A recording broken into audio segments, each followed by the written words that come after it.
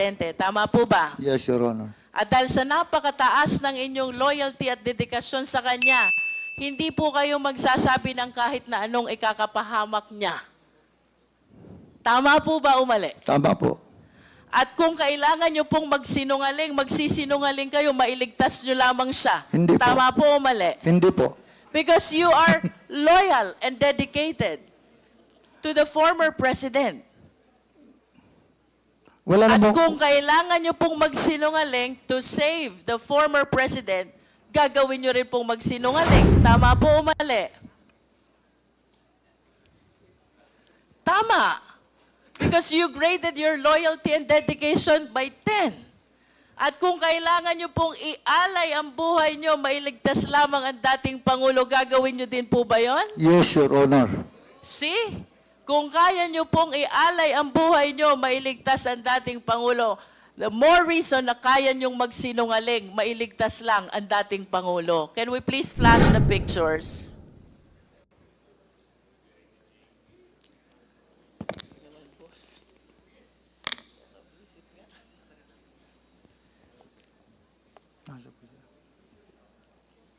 Next picture, please. The two old pictures. There. Maaari niyo po bang ituro sa amin dyan? Sino po ba kayo dyan? Yung nakatindig po, nakaputi. Yun pong nakatayong nakaputi. Yes, Your Honor. Sino po yung may bilog doon sa gitna? Si dating presidente po. At sino naman po yung mga kasama ninyo sa picture? Taga-media po. Taga-media. Saan po ba kuha itong letratong ito? Sa kuwan po, sa Turil, yung masalang Eden Bayabas po, hindi pa yon, wala pa yung, Mga anong taon po ba kuha itong letratong ito? hindi ko lang maalala. Hindi ko lang maalala, Your Honor. Approximate year lang po.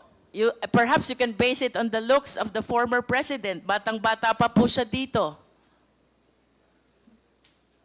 If you started in 1988, Early 90s, Your Honor. early 90s, so mayor na po si President Duterte during that time. Yes, Your Honor.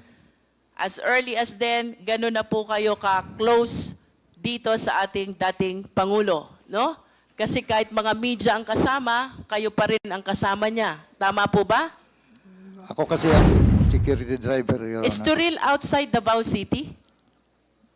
Within Davao City, Within Your Honor. Davao City. Can we flash the next picture, please? Sino po kayo dito, Mr. Buenaventura? Wala po ako dyan, ma'am. Wala po kayo. Sino po yung may bilog na naka-shades? Hindi po ako yan, ma'am. Sino nga po? Yung may bilog na naka-shades, if you can identify him. Nakikilala niyo po ba siya? Hindi po, hindi po. I think nakikilala ko po siya. He's the former president. Tama po ba? Ay, yung isa, ma'am. Yung dalawa kasi nakabilog, ma'am. Yung isa, ma'am, hindi ko kilala. Itong isa, ma'am, kilala ko.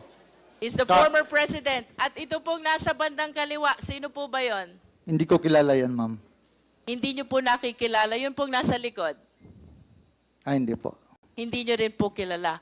But at least the first picture, Mr. Chair, shows that as early as 1990s, Mr. Buenaventura is already with the President and having spent 10 years of his police career with the President during the time as mayor of Davao City, I wish to believe that he has given so much loyalty and dedication to the President as proven by his recent answers.